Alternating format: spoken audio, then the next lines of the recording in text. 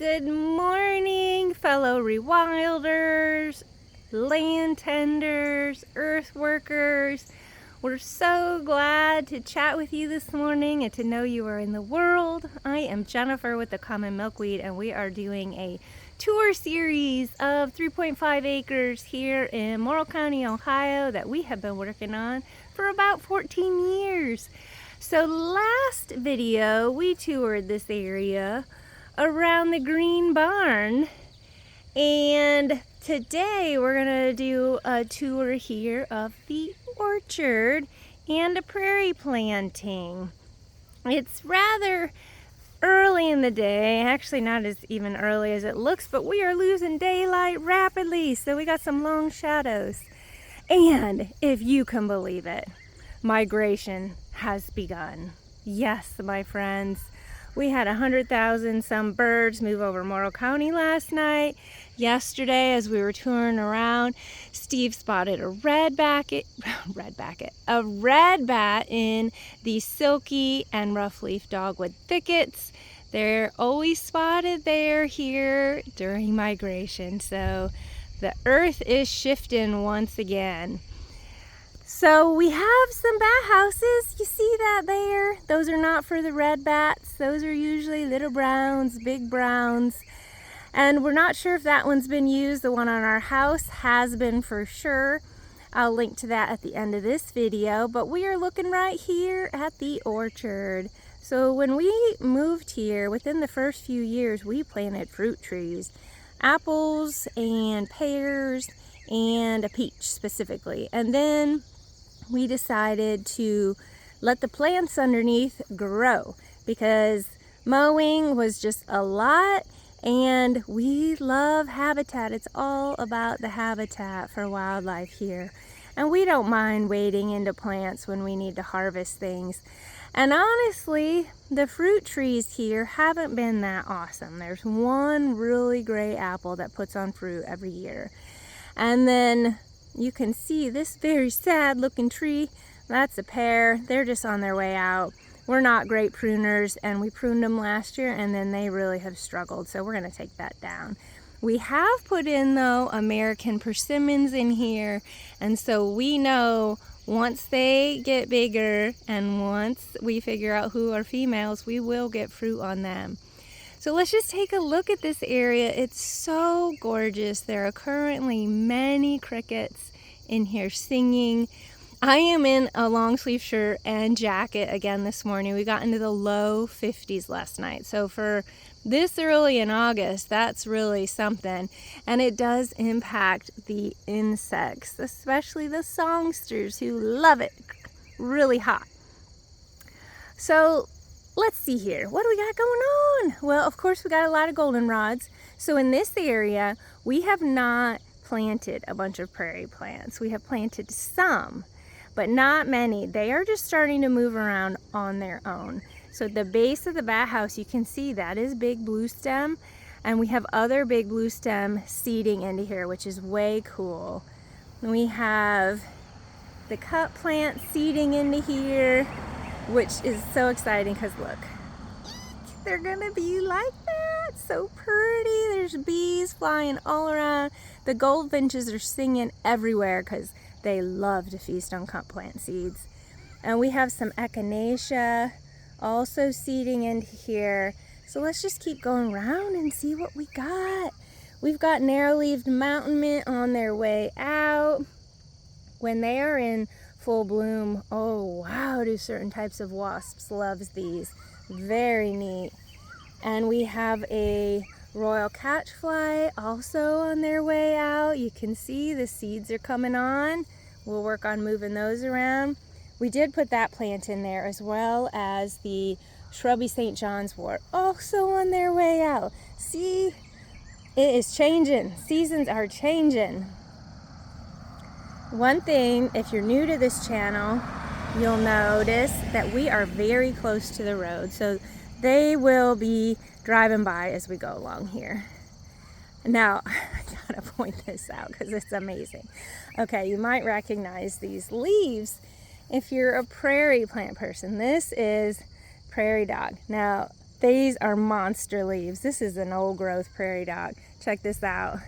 They're putting on a lateral shoot, and then let's go to the top. Not there yet. Wow, that was gonna be really something beautiful. We can't wait. This is dogbane.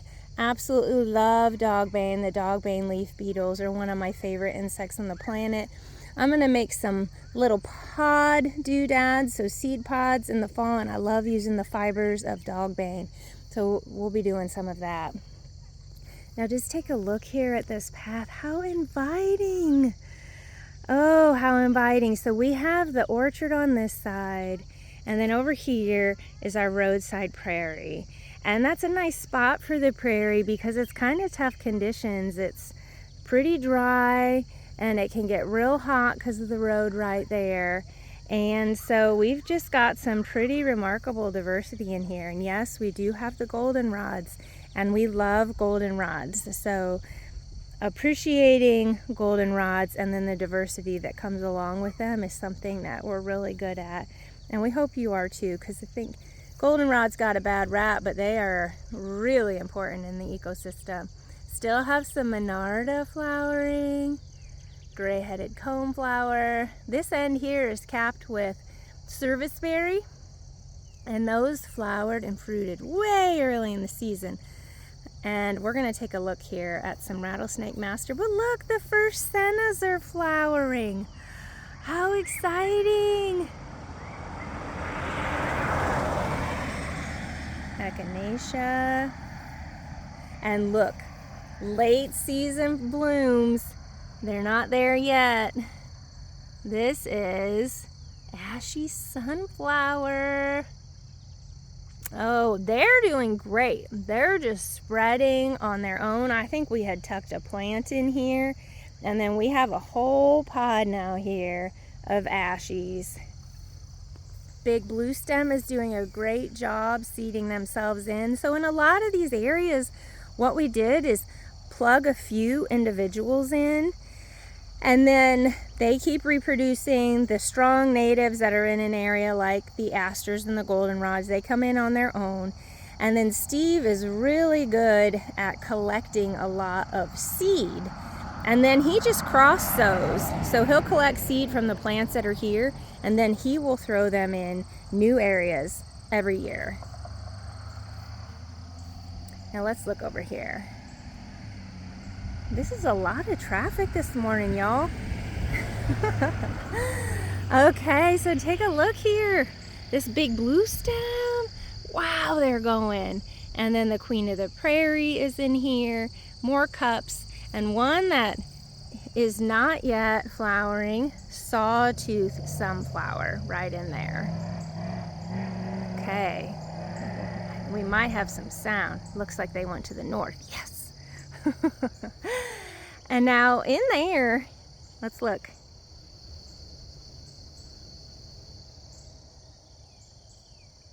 Okay, so that's a tick trefoil, and it's right next to a peach, and the peach just, they said, I don't like this climate. There's still one or two branches alive, but otherwise they are saying goodbye. We respect them for that. Those are the pods of dogbane from last year. I think what I love most about over here is this area gets a ton of sun, and this prairie loves that. And it's also on the far end quite moist, and I'm going to show you something interesting that's happening down there.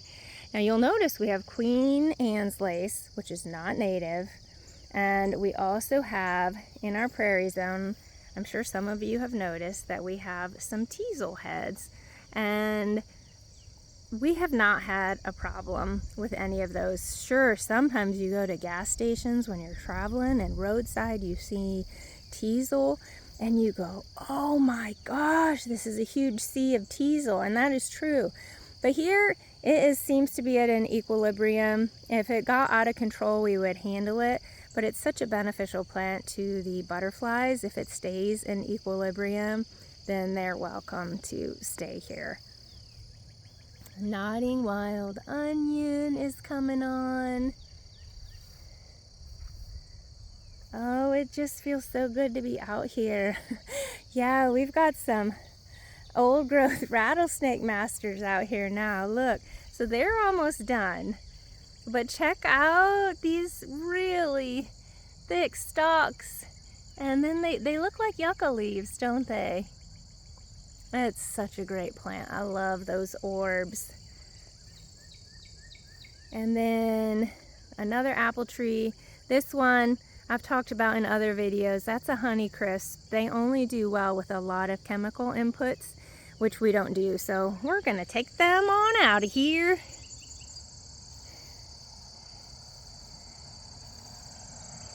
And this one, every year I get so excited. This is Illinois bundle flower, and that little flower right there, that little puffball, ends up being one of the coolest seed pods that we have ever seen. And they have the daintiest foliage. I mean, oh my gosh. And then look over here. Look at the echinacea. There was one time when we were going to manage this. I think we put a whole row of echinacea out here. Well, that style of gardening is not our style. So we took out some of the path mat that we had in there, if we had. I can't even remember, it all blurs together. And then we just let them move around and let all the other plants move around. Look at that. Oh my gosh. Tall Coreopsis. Oops, sorry about my finger there. So for all of you that are new to this, or I guess I'd say new to this, just figuring out your style, what you're comfortable with in management and what feels energizing and not depleting, do that.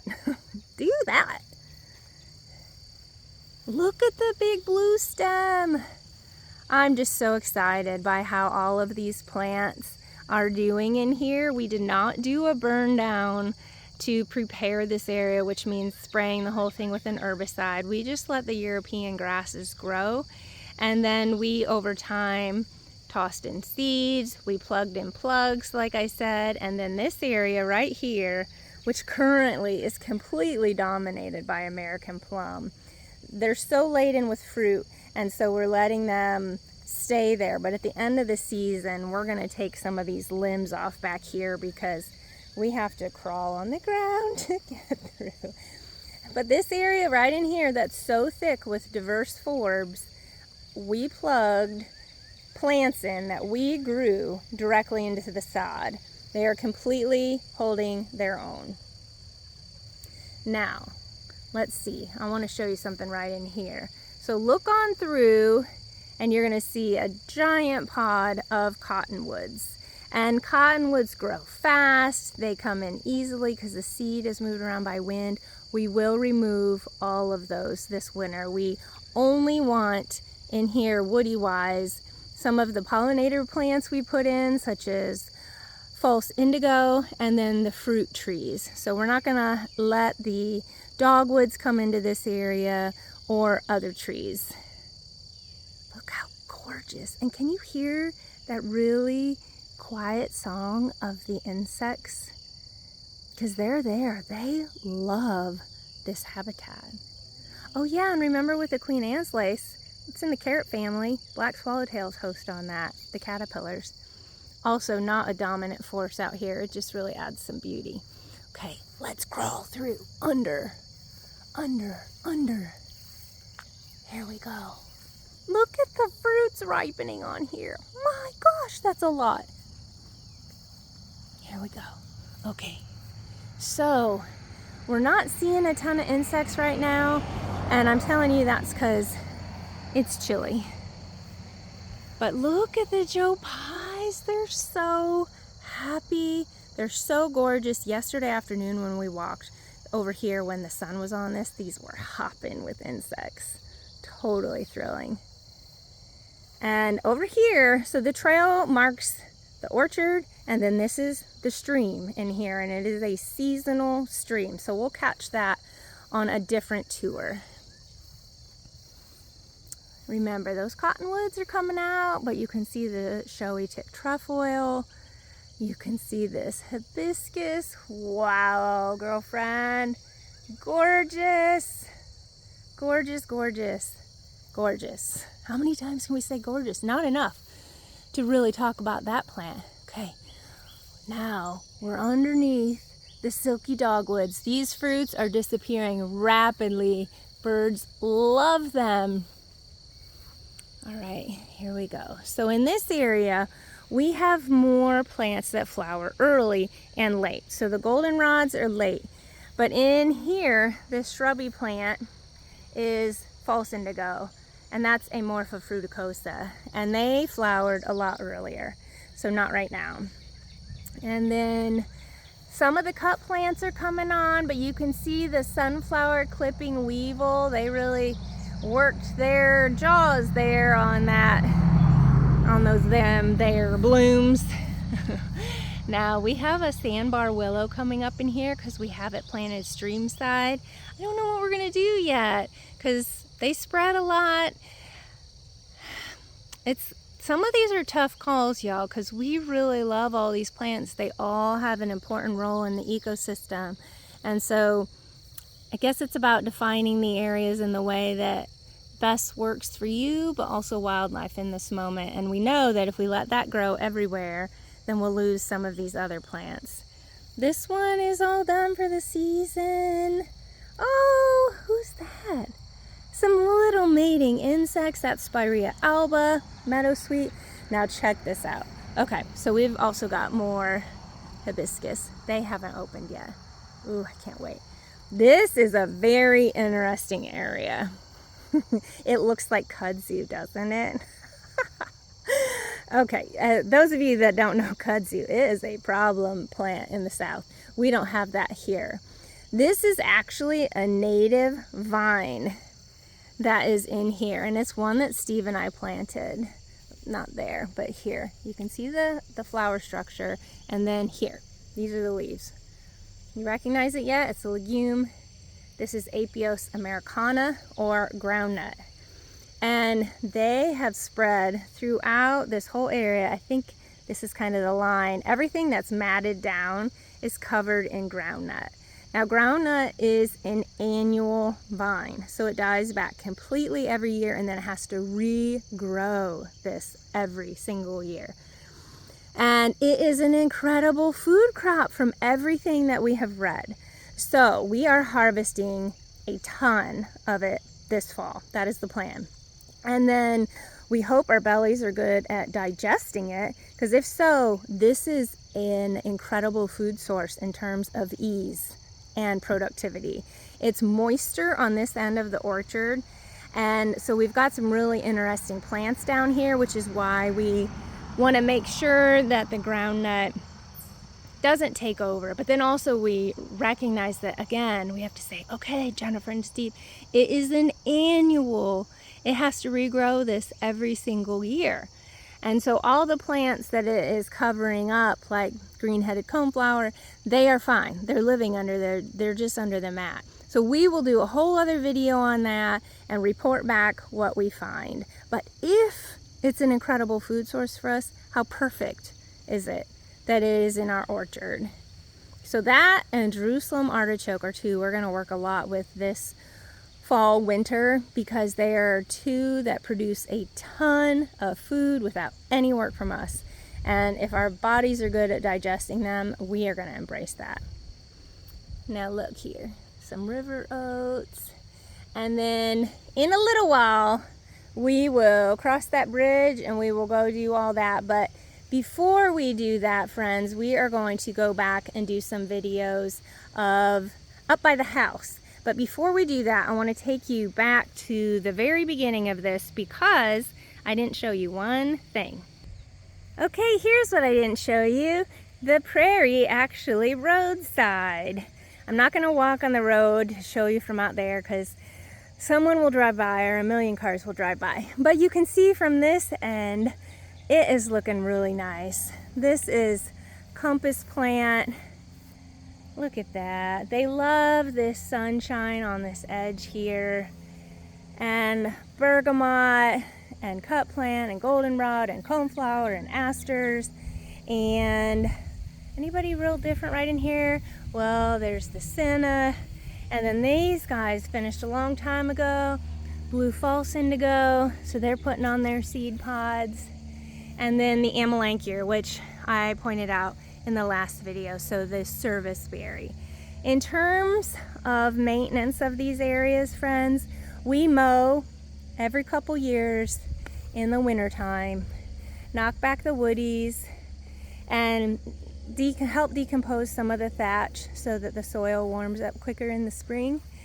We never do it all at the same time in terms of all the mow areas on the property, but that is how we maintain these areas. Thanks for joining. Leave us any comments that you have in the comments, and we will help you on your journey if we can, if you need it. Otherwise, tell us your success stories. Take care.